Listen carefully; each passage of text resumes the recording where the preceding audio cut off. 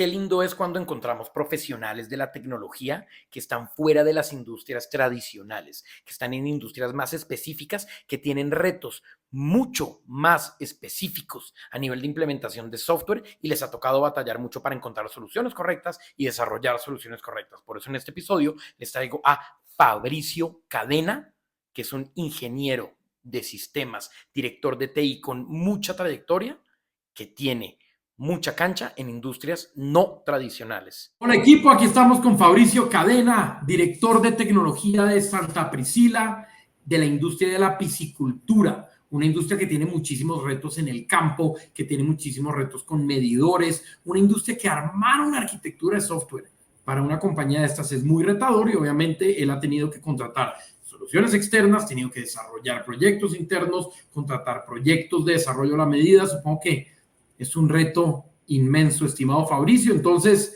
para arrancar y para que todos los de la comunidad te conozcan, cuéntanos un poquito quién eres, cuál es tu trayectoria y de qué pueden esperar de la conversación contigo hoy.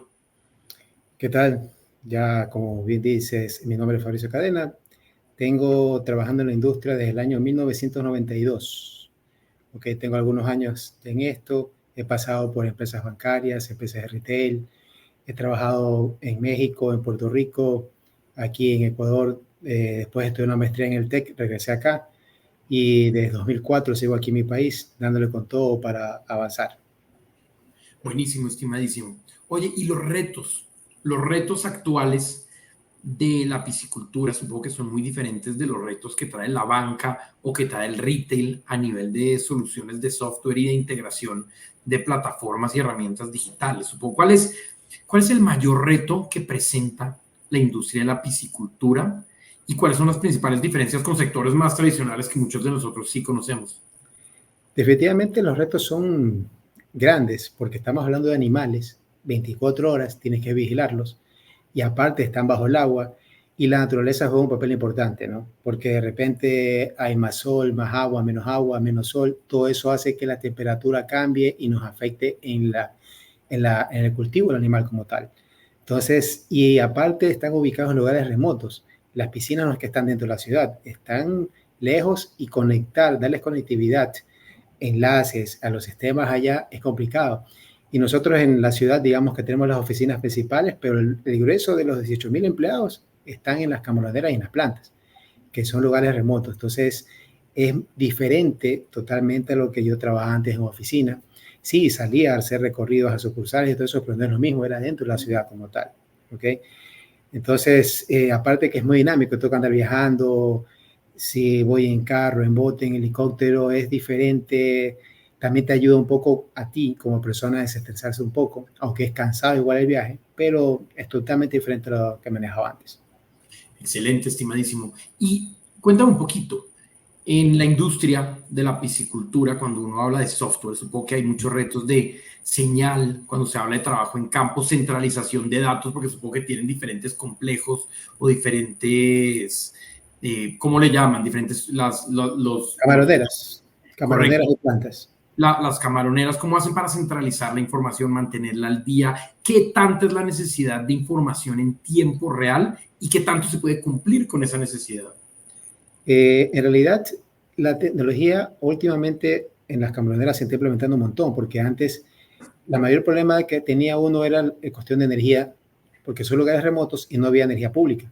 Tenías que poner generadores, ya sea con combustible fósil, pero en cambio nos afectaba en el tema de certificados, o poner energía fotovoltaica, que recién se está desarrollando también hace pocos años atrás. Entonces antes era todo papel, envía y digita. Hoy, después de unos tiempos, se tuvo digitadores, escribían en computadora, en un formulario, y de ahí lo pasaban y se subían por procesamientos de lotes la información. Hoy ya tenemos formularios que la gente ingresa directamente en un computador o en un dispositivo PDA también, la información que se necesita y viaja por la red, por los enlaces que tenemos GPLS hacia nuestro data center central. Entonces, ¿Toda la información es ingresada o usan también dispositivos de medición? Tenemos parte que es ingresada, parte de dispositivos de medición. Estimadísimo, y te quería preguntar, tú hiciste una maestría en el TEC, ¿correcto? Así es. ¿Qué diferencias, si es que alguna vez en las prácticas, de tecnologías de información que existen, por ejemplo, en México y en Ecuador. ¿Qué es la diferencia más grande? ¿Cómo has visto los cambios de cultura organizacional en las empresas en el momento de adoptar tecnología? ¿Qué puede aprender México de Ecuador y qué puede aprender Ecuador de México a nivel de implementación de soluciones de Bueno, software? cuando estaba en México, obviamente hice prácticas en Alestra, FENSA, en Movistar en su momento. Entonces, para mí era totalmente diferente por los tiempos que teníamos, ¿no? México estaba mucho más avanzado en cuestiones de educación y maestría y también en tecnología con respecto a mi país. Pero aprendí mucho de eso que en realidad me sirvió porque era intercambio cultural con diferentes personas de otros países y regresar acá, bueno, implementé eso, pero también que pueda aprender el core de México. Yo creo que un tema muy importante es la cultura como tal, el nacionalismo que tiene el mexicano, también la innovación, porque, por ejemplo, en el TEC teníamos la parte de laboratorio de innovación que es muy grande y todavía lo siguen haciendo. Y México podría aprender de nosotros un poco oye, aquí no estábamos tan desarrollados en cuestiones tecnológicas, pero igual le batíamos así sea a mano, pero le dábamos duro para poder desarrollar los productos. Hoy obviamente estamos equiparados mucho, pero creo que ambos podemos hacer muchas cosas importantes. Yo tengo todavía amigos mexicanos con los que me escribo, proveedores mexicanos que me contacten también. Entonces, y tengo amigos de Ecuador que han ido a hacer empresa a México y están colaborando también como proveedores allá. Ah, buenísimo, estimado. Oye, y cuando tú evalúas una solución de software para integrar a tu arquitectura de soluciones, ¿qué miras? ¿Cómo priorizas? Primero, ¿qué procesos, qué requerimientos existen? Y luego, ¿qué tipos de proveedores o de jugadores existen en el mercado? ¿Cómo es un proceso tuyo típico de contratación de software? ¿Esperas a que te ofrezcan? ¿Buscas tú los requerimientos o un poco de las dos? Hay de las dos. Generalmente hay, por ejemplo, uno a veces está enfocado en el día a día y no puede estar pendiente del software que puede estar en el último momento, ¿no? Pero generalmente uno busca, sabe los procesos claves, analiza cuál es el proceso importante de la empresa, ya sea para la parte core o para la parte back office. Entonces uno dice, bueno, esto creo que puede estar necesitando. Se habla con el usuario, con el stakeholder, digamos así, para decirle, tienes esta necesidad, porque tampoco puedo ir, buscar, imponer y decirle, mira, y esto, a lo mejor es por gusto, desgastarme yo, desgastar a alguien que está afuera, para algo que al final no se va a necesitar. Entonces, encontrando esa necesidad con el usuario, se busca el proveedor que debe ser, obviamente, un partner que tenga experiencia en el sector, un partner que tenga implementación de ser posible ya local por el tema de garantía, soporte, etcétera, porque a veces el tema remoto me sale costoso, los viáticos se tienen que venir, etcétera. Entonces, por eso es importante eso allí. También, como te digo, una de las cosas es que el software sea seguro, porque hay mucho software abierto, mucho open source, que es bueno, pero depende de la empresa y depende del proceso en el que vayas a ponerlo. Sí, eso es interesante porque adicionalmente los open source no siempre son gratis. Hace poquito me preguntaban en un podcast, open source es decir gratis y es muy diferente. El open source es completamente gratuito cuando estás hablando de ambientes de desarrollo, pero cuando ya estás en producción, si no contratas el soporte y tienes la solución de software puesta en un cliente productivo y tienes un problema y no tienes soporte más que el soporte comunitario, Te pues fregaste. problemas. Sí, puedes tener problemas y ese es un criterio de contratación de que muchos directores de sistemas al principio vienen un poquito, vaya, la palabra más hippies de la universidad a hablar de open source, y luego cuando les empiezan a ofrecer herramientas open source, tienen que asegurarse realmente de que haya soporte detrás y el soporte detrás cuesta, ¿no? Y obviamente... No solo eso, sino que a veces encuentras proveedores que tienen un open source, lo customizan, por decirlo así, y te lo empiezan a vender. Y te dicen, no, es open source, todo el mundo tiene el código, pero tiene algo particular. Y cuando tú decides cambiar ese proveedor por otro que maneja el mismo código, el mismo software, te encuentras, oye, pero esto, es que eso lo hizo él, yo no tengo eso. Entonces también es un problema, por eso tienes que analizar todas esas aristas para que, como tú mencionas, no te quedes después, ay, ¿qué hago ahora? Atado de manos. Sí, sí, sí. Oye, y una pregunta, ¿qué tanto software de misión crítica para la industria de la piscicultura está disponible en el mercado y qué tanto te toca desarrollar? Porque obviamente para el back office supongo que hay muchas cosas para contratar, para el trabajo en campo supongo que hay muchas cosas para contratar. ¿Qué es la misión crítica en piscicultura, primero que todo? Si se puede saber. Y segundo, ¿existe algo o te toca hacer mucha gestión de desarrollo? Y tercero, si se puede saber, ¿prefieres contratarlo externamente o prefieres hacerlo internamente? Te contesto las tres. No existe un software dedicado en realidad. Encontré uno una vez, un software griego que cumplía mucho, pero va relacionado con la tercera pregunta que me hiciste. Pero ellos también nos pedían, nos cobraban por un costo por libra. Entonces era prácticamente como que eran socios y eso no nos conviene. Segundo, nos ha tocado desarrollar a nosotros la parte que no tenemos y que va relacionada a la tercera pregunta, es que no nos gusta compartir nuestra información clave de cómo producimos los ciclos, qué parámetros, qué fórmulas. Por algo somos la primera camaronera del mundo, ¿ok? Porque no nos gusta eso. E incluso los equipos IoT tampoco los compramos afuera, los hacemos nosotros mismos.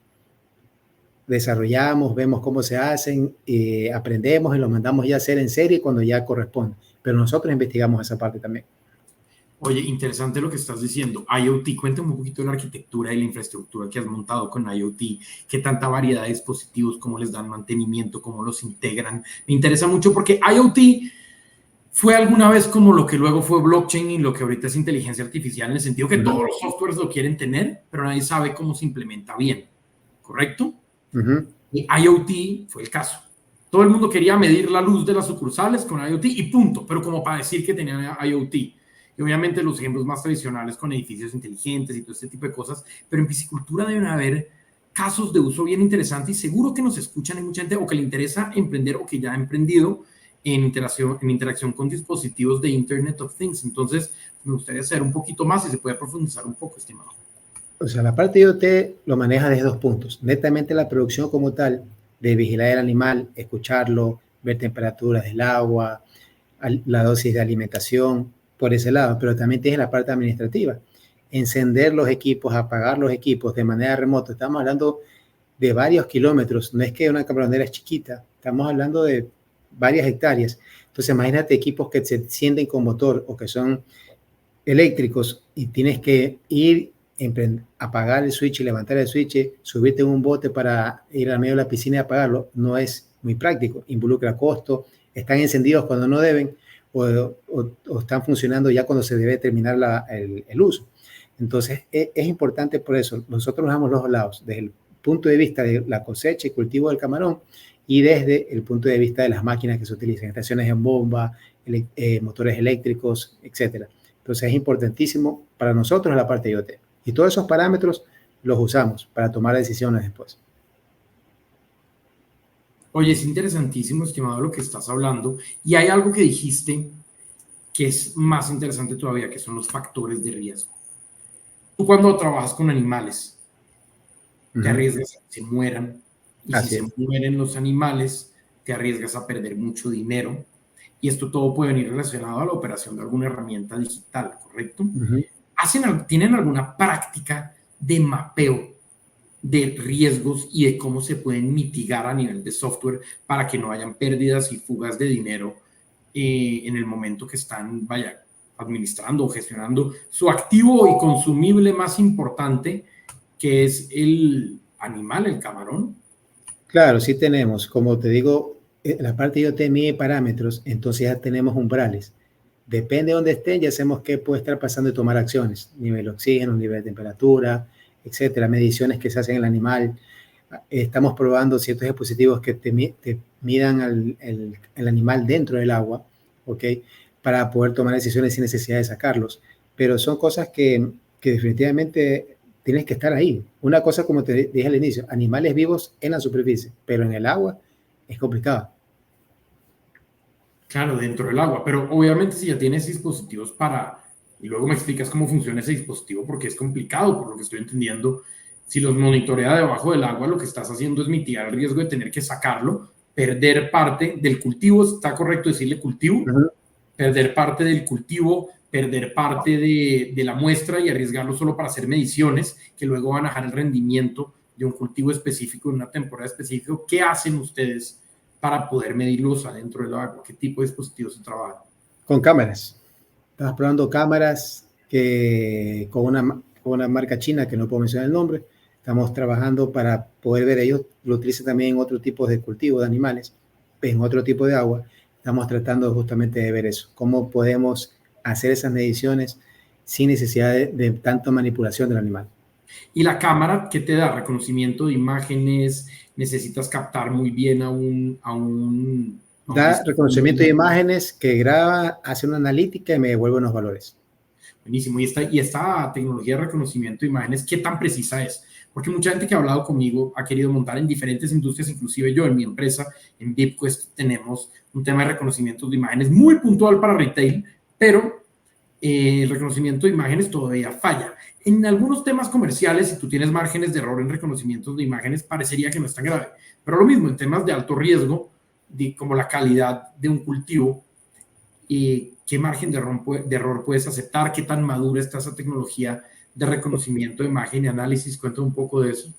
Ya mismo continuamos, pero recuérdense que en la descripción de este podcast está un curso que vamos a tener en las noches del lunes 5, martes 6 y miércoles 7 de agosto sobre todo el ciclo de venta consultiva de software, entender cómo posicionar software en el mercado de verdad, prospectando de verdad con técnicas que sí sirven y no de agencias baratas de marketing que te desgastan todo tu presupuesto, pasando a los clientes por un funnel de ventas real que sea efectivo y manteniendo a los clientes para que renueven. Vamos a ver todo el ciclo comercial de software, va a ser conmigo al 100% online. Entonces, abajo en la descripción no solo encuentran la suscripción, sino que encuentran un pequeño cupón de descuento por haber llegado hasta acá en el podcast.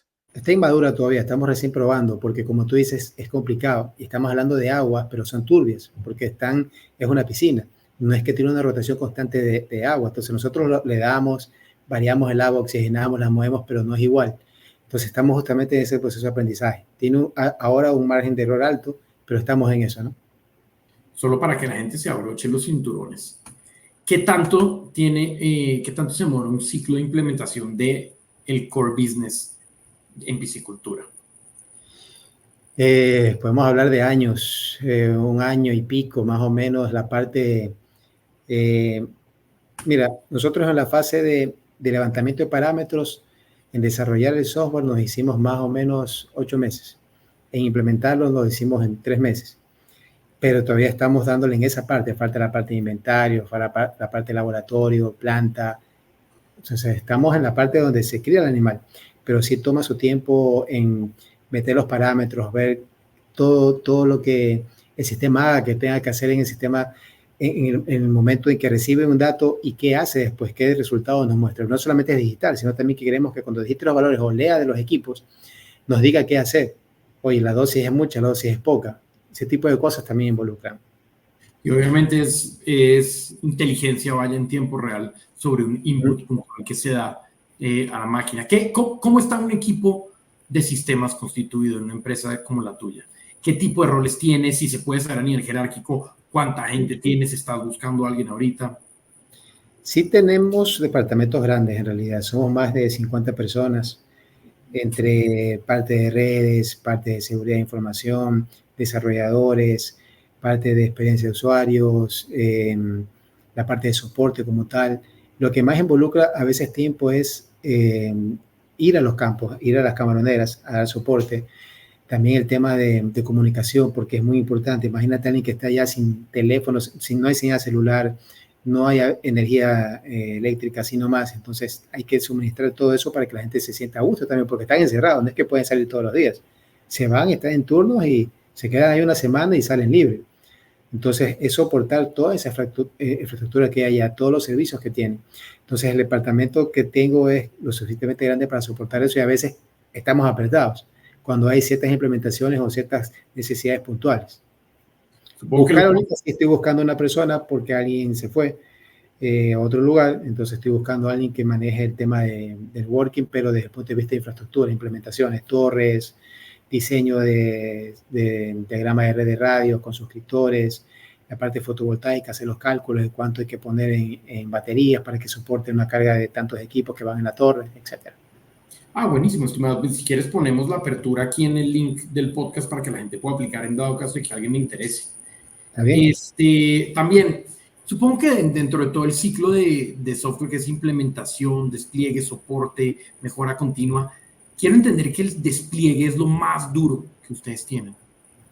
Sí, definitivamente. Como en todo proyecto, creo que el despliegue es lo más complicado, porque hay que sincronizar con los usuarios, cuándo hay que hacerlo, explicarles, cuando es un sistema nuevo, estar ahí, acompañarlos, decirles, a pesar que uno los capacita y está allí, le dice cómo es, pero se olvidan. Y los viejos dicen, yo trabajaba así antes y quiero porque el sistema no lo hace, pero yo estaba mejor con mi hojita. Entonces, es un poco ese cambio de cultura, cambiarles el chip, ¿no? Que siempre va a haber una resistencia porque están acostumbrados a la forma de trabajar. Es el miedo, algo nuevo. Y si no sé usarlo y no puedo con este trabajo, me explico. Entonces, hay que entenderlo. Entonces, aplicamos, por lo menos yo me gusta aplicar mucho la parte psicológica, decirle, no, a ver, no lo tome con miedo, esto es para ayudarle, para que usted, en vez de invertir 8 horas en esto, invierta 4 y ahora las otras 4 va a hacer otras cosas diferentes. Va a poder ascender, hacer funciones que le permitan ganar más o ganar más comisiones, etcétera. Entonces, por ese lado siempre tratamos de enfocarlo, porque el despliegue es complicado desde el punto de vista de infraestructura, de montar el ejecutable, distribuirlo en cada máquina, cuando son en equipos que hay que poner en IoT, pero cuando es a nivel usuario también es importantísimo. Es importantísimo lo que tú dices, y adicionalmente el tema de cultura organizacional impacta mucho una implementación de software. Cuando hablas del despliegue de los usuarios y la curva de aprendizaje, ¿qué dirías tú que es el activo más importante o el activo clave de información sobre el software? Les haces bases de conocimiento, les haces cápsulas de video, haces capacitaciones remotas, presenciales. ¿Cuáles son las mejores estrategias, sobre todo en soluciones de campo, para poder llevar a cabo capacitación de usuarios, que de cierta forma es lo que hace que el despliegue sea un poquito más suave? Uh-huh. O sea, a mí me gusta empezar desde antes, no solamente en el despliegue, sino que involucro a los usuarios claves en el desarrollo del sistema. Entonces van probando, entonces se estén involucrados. Obviamente no todos, pero escojo algunos, participan, se ven involucrados y al final ellos mismos son los que capacitan a su gente. No va alguien de sistemas, de tecnología a capacitarlo así nomás, va alguien usuario para que, como quien dice, uno mío me está explicando qué hacer. No es que vino uno que ni siquiera lo veo ni lo conozco a enseñarme. También estamos nosotros, lo asistimos porque es un sistema igual que nosotros lo desarrollamos y sabemos cómo funciona. Pero de la parte importante allí no solamente es capacitarlo, sino el acompañamiento puntual, porque tampoco nos gusta dar horas y horas de capacitación para que se aburran, tampoco es productivo porque tienen que estar produciendo en el campo. Es puntualmente lo que tienen que hacer y hacerles como pastillas chiquitas donde puedan acceder. Tengo un problema con esto, como es en el mismo sistema, le ponemos como una ayuda. Y esto para que le doy clic para que lo puedan ver. Porque llamar a alguien, que a veces no estamos, y a veces hay mediciones de parámetros en el sistema que se hacen de madrugada. Ellos usan el sistema en la madrugada y no tengo personas 24 horas. ¿Me explico? Entonces, por eso me interesa que el sistema los pueda resolver un poco. Ahí nos gustaría poner algo de inteligencia artificial para que cuando pregunten, el sistema les responda qué es lo que tienen, para que no dependan de alguien también. ¿Ok? Ahora sí, los chatbots son importantísimos en el momento que mucha gente cree que son solo para procesos comerciales, pero para la misma industria del software empresarial, los chatbots alimentados tanto por jerarquías de preguntas mezclado con inteligencia artificial son dos estrategias que son dignas de ser evaluadas por lo menos. ¿Y sabes qué? También... Y sobre todo, para que te interrumpa, la gente es como más nativo chatear, porque hoy la gente más escribe que llama. Entonces, llamar a alguien, a veces aquí mismo, en vez de llamar, me escriben. Oye, ingeniero, pero, o sea, a mí a veces me gusta que me llamen por no estar escribiendo tanto. Yo, sabes que te llamo. Pero cuando no hay nadie, entonces interactúan con un chat y le responden y la gente contenta. Sí, y es importante que las herramientas de software tengan eso. También lo otro que yo he visto mucho en el mercado ya como un patrón es el tool Turing. Que es, ya sabes, que le dice, oye, ¿qué es esto? Pum, empezar tour y se van iluminando las diferentes pantallas dentro del aplicativo. Eso es lo que le ponemos al sistema nosotros, que cuando tenga uno le den clic y pueda ver qué es, para qué sirve. ¿Qué es? ¿Para qué sirve? ¿Qué va haciendo? ¿Cuántos tipos de usuarios tienen en el sistema de misión crítica? Me da curiosidad. O sea, tenemos, digamos que son perfiles parecidos, porque todos están en la parte de donde tienen que estar en la camaronera. Si es el biólogo, si es el parametrista, el jefe de campo, pero ven lo mismo o interactúan con el mismo sistema. Entonces, para mí es el mismo grupo, el mismo perfil de usuario, pero diferentes categorías en qué pueden hacer nada más. Claro, estimadísimo, ahí se me quedó el mute y se me quedó el mouse en otra pantalla, pero entonces casi no lo puedo quitar. Bueno, estimadísimo, oye, ¿y qué tiene que tener un proveedor de software en general? O sea, para poder entrar a hacer integraciones a un sistema que está desarrollado en casa. ¿Se las confías o prefieres que todas las aplicaciones externas funcionen como satelitales? Por proteger nuestro core business, siempre preferimos que sea satelital, que haya un medio de comunicación para enviar, para no ingresen a ver nuestros puntos claves. De Claro. por qué esto, porque tú sabes que podemos firmar un acuerdo de confidencialidad, pero eso es un papel y la gente que trabaja para ello se va y es complicado, o sea, no tienes cómo proteger, entonces siempre preferimos, a ver, hay que hacer esto, tú hazlo de esta forma, yo te doy acceso a esto, tú pon aquí los datos, extrae, o te los mando en este formato, encriptado con esto, tú lees y me vuelves tal cosa. Que generalmente es más para la parte de back office, si tenemos ciertas cosas para la parte core, digamos así, pero son muy puntuales y con partners que están relacionados con nosotros de manera muy cercana, si no, así nomás no dejamos que ingresen. Claro, porque es la misión crítica de la empresa y eso puede tener consecuencias brutales. Somos muy recelosos en la información en ese sentido. Sí, sobre todo que ustedes son líderes, ¿verdad? Así Entonces, cuando uno es líder en el mercado, uno no quiere que de pronto hayan otros jugadores que estén haciendo. Se han visto casos. Uno nunca sabe, pero se han visto casos. Sobre todo los proveedores pueden decirte, no, es que yo hice esto con Santa Priscila por tratar de vender, pero ya está diciendo algo que no deberían. O sea, ¿tú cómo los controlas así nomás? O sea, es complicado. Claro, y obviamente pues muchos proveedores de software cometen el error de mostrar su mejor caso de éxito en el momento de vender y entonces pueden tener accesos a su información y simplemente de una forma inocente. Y me ha tocado, una vez me hicieron una demo de un sistema, digo, y se conectaron el dominio de la empresa y todo, vi el demo, disculpe, y ese es un demo, no, estoy conectado a la empresa, ¿y hace cuánto implementaron? Hace como un mes, y todavía siguen ustedes como el usuario, ahí entendieron por dónde iba yo, entonces imagínate qué nomás pueden hacer. Hay algo que se llama data masking, que lo he platicado últimamente en el canal, o por lo menos las empresas tienen que tener un ambiente laboratorio, un ambiente demo ejecutado con información falsa para mostrar cómo funciona. Sí, pero en este caso el proveedor todavía tenía acceso a producción. O sea, yo como empresa también fallé. Oye, yo ya había cortado el nexo a mi sistema de producción con el proveedor para que no pase lo que estamos hablando. Claro. Aparte del enmascaramiento y todo lo demás. Claro. ¿Cómo se maneja una relación con un proveedor de software? ¿Cómo la manejas tú? A nivel, sobre todo no a nivel ni contractual ni técnico, sino a nivel comercial. Debe ser una empresa cercana y buscas un integrador que te solucione la mayor cantidad de problemas posibles, o prefieres que vengan diferentes tipos de jugadores que tienen especialidad en diferentes tipos de soluciones, o una mezcla de las dos, más o menos cómo lo trabajas. Bueno, por los años que tengo en el mercado conozco varias empresas grandes en el país o fuera, entonces ya como que dice, cuando tengo necesidad los contacto a ellos primero, porque por la relación que se tiene hay confianza. Entonces sé que no me van a mentir, ni yo a ellos, hay mucha relación, pero puedo permitir uno cercano, uno nuevo, busco a alguien, oye, también hace esto, bueno, lo invito a que participe, pero lo comparo con otros que ya conozca.